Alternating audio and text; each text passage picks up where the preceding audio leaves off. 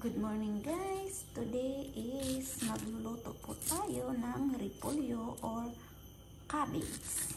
So lulutuin natin ng masarap ng pang-almusal ang ating cabbage. So let's start now. At ito na guys, mayroon tayong 2 kutsara na harina at isang itlog.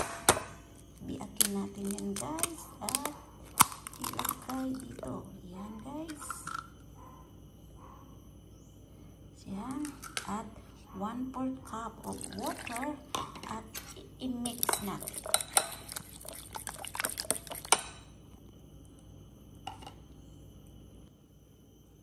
At guys, ito na. May kunting chicken tayo at ilagay natin yung repolyo.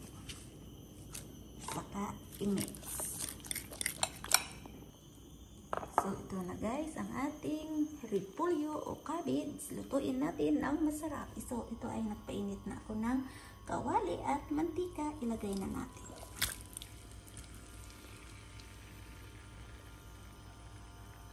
So, yan na guys. So, maluto lang.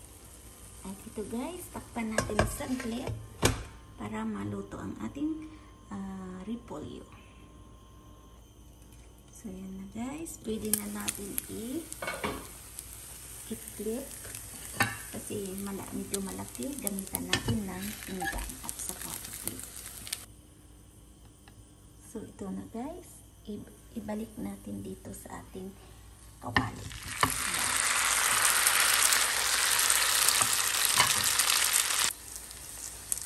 At ito guys, pwede na natin i-flip yung pinggan natin para yung steam hindi masyadong matubig.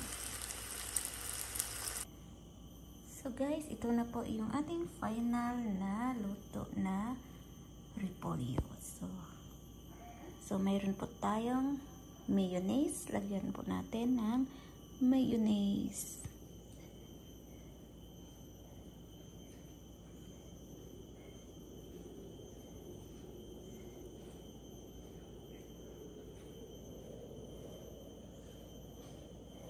Yan guys, para masarap.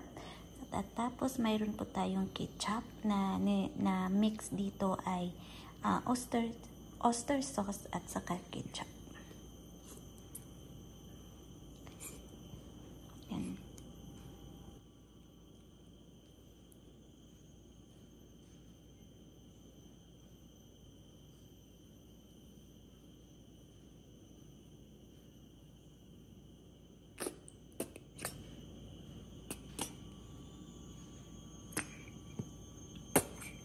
Yan guys, na ang ating final product.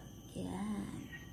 Masarap to guys sa almusal, healthy, and then almusal with coffee.